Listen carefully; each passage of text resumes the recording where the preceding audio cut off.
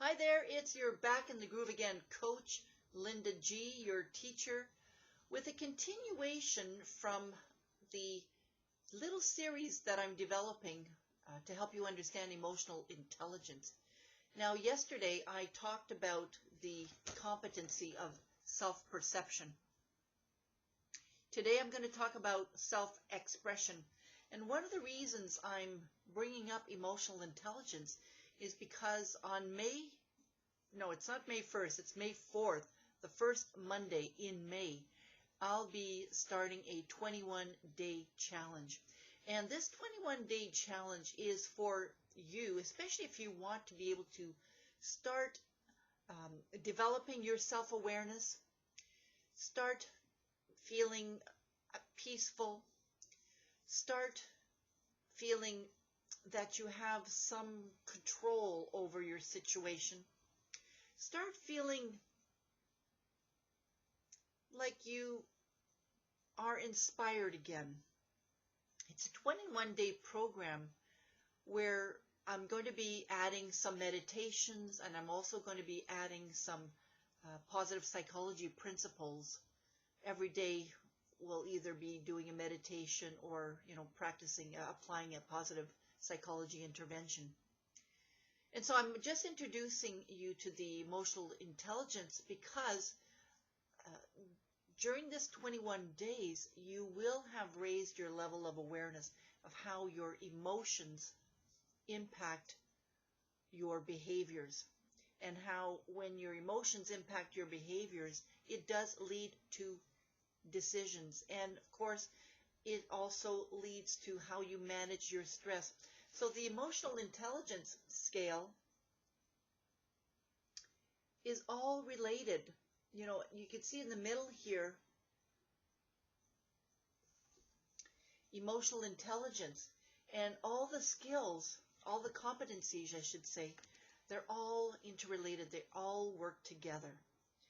And so during the 21-day challenge, your level of awareness will increase, and you'll start understanding more of how your emotions do impact your behaviors and, of course, your thoughts as well. So let's get started with taking a look at self-expression. Now let me just show you self-expression again. Right here. Oops, right there. Self-expression. And self-expression has, of course, 3 skills: emotional expression, assertiveness, and independence. I'm going to start explaining the emotional expression, and you can probably gather by the name emotional expression of what it means. So emotional expression is openly expressing your feelings, verbally and non-verbally. Now, some people are really good at that, and some people aren't so good at expressing their emotions or feelings. So individuals who effectively express emotions, they find the words and the physical expressions to convey how they feel. And this will strengthen their relationships, will deepen their relationships by sharing your emotions. People let other people in. When you share your emotions, you model being honest. And when you share your emotions, it invites people to connect with you. Now, when we don't engage in emotional expression, we don't allow that communication to be clear, and we don't allow relationships to deepen. We may remain bottled up. Of course, that has physical and mental consequences.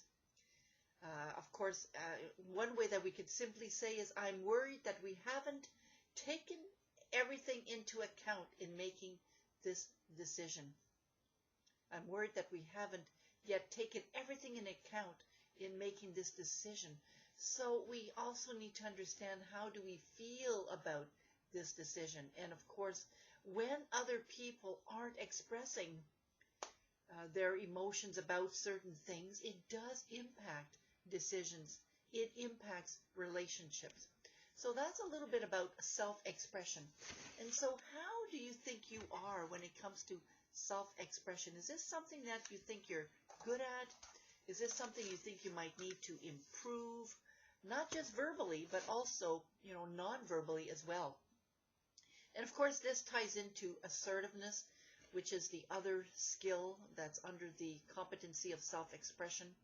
Of course, everyone knows what assertiveness is. It involves communicating feelings, beliefs, and thoughts openly, and perhaps more importantly, communicating wants and needs to others. In the workplace, this is really, really important. It allows people to contribute in meetings, to address certain issues directly and effectively, of course. And people who are assertive are more likely to share ideas and confront negative behaviors and poor performance.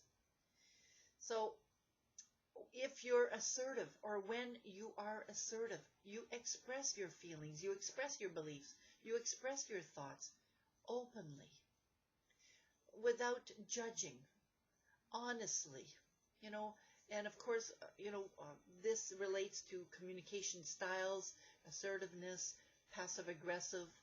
aggressiveness, aggressivity. And assertiveness is on the other end of the scale of aggressiveness. When people are aggressive, of course, that may contribute to a meeting, but it might not contribute to the meeting where everybody else is feeling comfortable with how it was presented, how the information was presented. So assertiveness. Assertiveness is one of those skills that falls under the self-expression skill. And so how would you rate yourself on the assertiveness skill? If I said to you, for example, on a scale of 0 to 10, 0 is I'm not assertive. I might even be aggressive in my communication style, or I might even be passive-aggressive. And 10 is the I'm assertive. I communicate my feelings, my thoughts, my beliefs well, and when I need to communicate them, I communicate them. That would be a 10. Where do you rate yourself on that scale of 0 to 10? The assertiveness skill, just like all of these skills, they're all skills that we can develop. We haven't necessarily learned those skills. They're not innate. I was mentioning in the first video that Myers-Briggs are preferences, personality preferences. They're innate, but over time we can certainly develop or change our preferences over time, but innately we will always have the same preferences. But when it comes to emotional intelligence and the skills that I'm referring to in this series, those skills can be improved over time. If you know, like I'll talk a little bit about the EQ model. It's an inventory that measures your emotional intelligence and looks at all of your sub-skills and your competencies. And it provides you with an idea of where you are at right now, which is really interesting. Once you know where you're at in terms of numbers, because it's just a snapshot of where you're at right now, if you want to improve that skill, like if you want to improve your assertiveness skill, this is something we worked together on. I'm a coach, I'm an EQ coach, and I help people develop their emotional intelligence. So that was a little bit about assertiveness. Now let's go on to the last skill that falls under self-expression, and that's independence. So independence is the ability to be self-directed and free from emotional dependency on others. Decision-making, planning, and daily tasks are all completely done autonomously.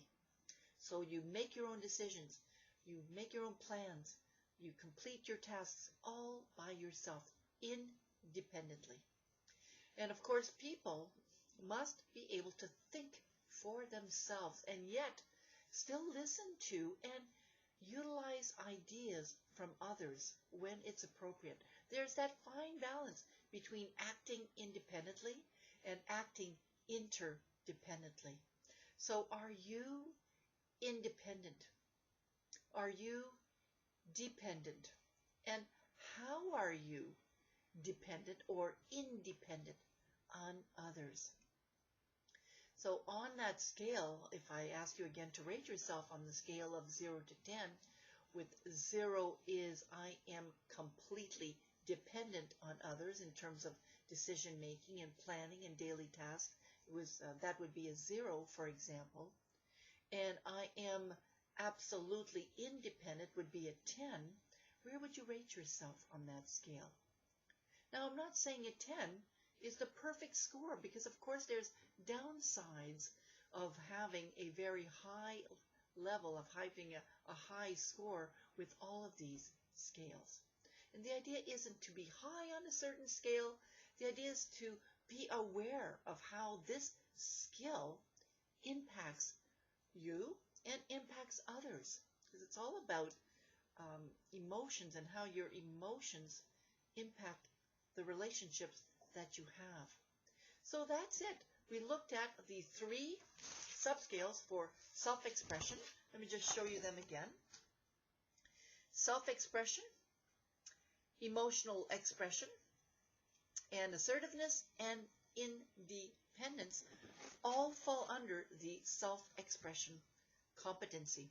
Now, so stay tuned for tomorrow. I'm going to talk about interpersonal competency, and under the interpersonal competency is the interpersonal relationships, of course, the empathy, and the social responsibility skills.